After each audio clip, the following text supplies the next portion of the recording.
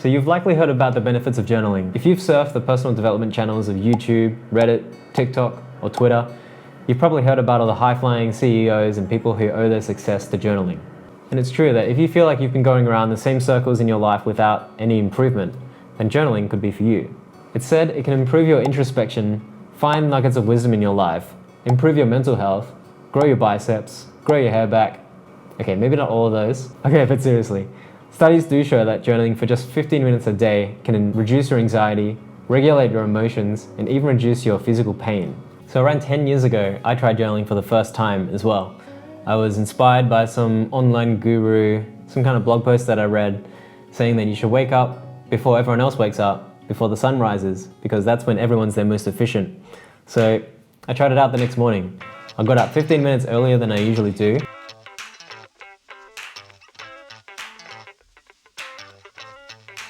I sat at my table, pen ready in hand, with the best of intentions, and then crickets. I sat there, trying to keep my eyes open, trying to keep from falling asleep again, and waited there for about 9 minutes, just staring blankly at the page. And then in the last minute, I quickly scribbled down something about the lunch I had yesterday, and then I shut the book. And then I walked away. And then I did the same thing again the next morning, and again, for about a month, and then I gave up. Look, I was young and impatient, and I didn't see any results in my life. But over the years since then, I tried again and again to pick up the habit. I was inspired by reading another blog post or listening to a podcast on why you should journal. So I kept trying again and again to pick up the habit. But I found that I kept running into the same problems. And it was only once I addressed all of these problems one by one that I finally made the journaling habit stick. So I've been happily journaling now for about 2 years, and I've learned so much about my life from it.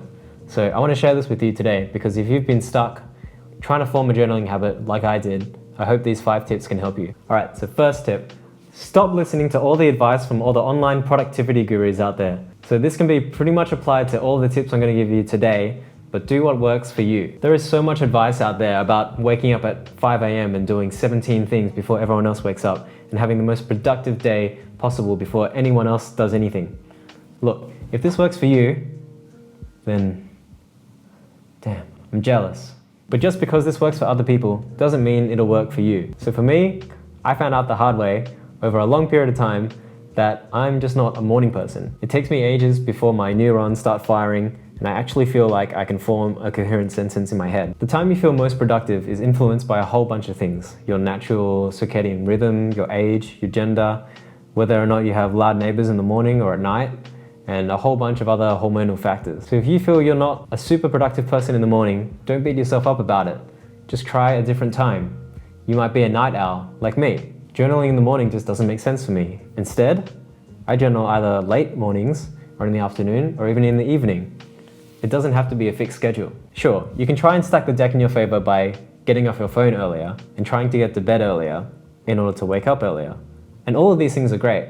But you might see that you can try all these things and still not be able to wake up very early in the morning, or you might feel like you wake up early in the morning and feel a lot more tired than you would if you had just stayed up and woke up a bit later. Again, it's a process of experimentation and seeing what works for you. There are plenty of examples of people who are night owls and also successful, by the way. So pick a time that works for you. All right, second one. Look, I'm into my technology. My handwriting gets worse every year that I'm out of school. It doesn't give me any joy to look at my handwriting in a paper notebook that I can barely read. So now I use an app called Diarly, or Diarly? Diarly. Anyway, it syncs to my laptop, my iPad, my phone. It's got a really clean, minimal interface, and it does exactly what I need. And it's cheaper than the leading Day One app by $10 a year. So it's $25 a year at the time of this recording. Not a sponsored plug, by the way. Look, I get it. There's something special about the feeling you get as you write on a dead tree, and the lack of distractions you get from not having an internet connected device on you while you write is a plus. I can pick up my phone and start an entry and then finish it on my laptop when I get home. Or I can pick up my phone on the bus or the train and start writing whenever inspiration hits. I don't need to worry about having my paper notebook on me.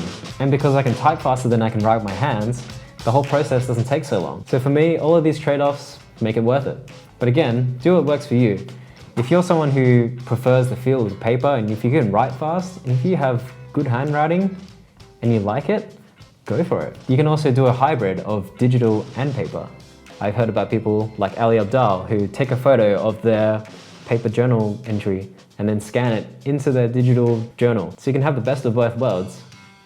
Anyway, it's up to you to experiment with it. I used to write my entries into a paper notebook and then shut the notebook and never look at them again. Of course, it didn't help that my handwriting was terrible and I could barely read it.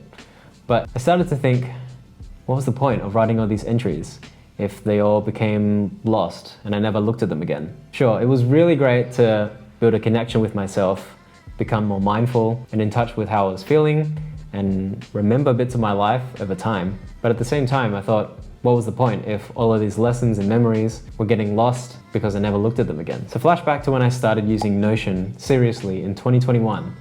I learned about something called the weekly review, and it's exactly what it sounds like. It's a review that I do weekly on Mondays, where I go back and look at my previous entries from Diarly and find all of the lessons and special moments that I want to remember, and I gather them into a neat little summary of the week as a snapshot. I also do a monthly summary and a quarterly summary, and it has the same idea where I gather these ideas and learnings and moments up into bigger time frames. But if you haven't done a weekly review before, I suggest you start with that. The next problem I had was that I had no idea what I should be writing. I just stared blankly at the page whenever I opened up my book. I just knew that I should be writing something. So this next piece of advice really helped me get my pen to the paper, or fingers to my keys. And it's that you should write like you're giving advice to your past self. This also helped me feel like the entire practice was, again, more meaningful. Instead of thinking about what I had for lunch the previous day, I'd actually be giving advice to somebody who might be in a similar situation to myself that I could actually help out. Think about the person you were 1 or 2 years ago, the situation you were in, the kind of problems you faced. Write like you're giving advice to this person. Write about that. All right, this next one follows on from the last one. Keep a list of about 3 to 5 prompts to help you get your writing started so that you no longer have to stare at that dreaded blank page with an empty mind and think, what the hell do I write? And make sure your time is well spent when you're writing. So my favorite ones are, I'm grateful for, today I learned, and I'm proud of myself for. With these prompts alone, you can write a solid entry every day. Alright, so thanks to all these improvements in my schedule, I now actually look forward to journaling. I'm not confined to writing at only one time or one place in a day. I can open up Diarly on my phone and then just write about whatever I'm thinking. I can note down an idea or a reflection or some kind of insight I have wherever I am, and I know that these special moments will build into a bigger piece of my overall life. And it feels great. The idea is to make it a habit that you actually want to stick to. Find a method that actually works for you, whether that's paper, digital, morning, evening, nighttime. Now, I just write whenever I feel like I have an idea that's come up, or I'm in a particular mood, or have an insightful thought. I don't actually write an entry every day, but I consider myself to still have a journaling habit. And it works for me. If you've tried to get into journaling for any amount of time and you found it hard to make it stick, I hope some of these tips might help you out. But what's your favorite method of journaling? Let me know down in the comments. See ya.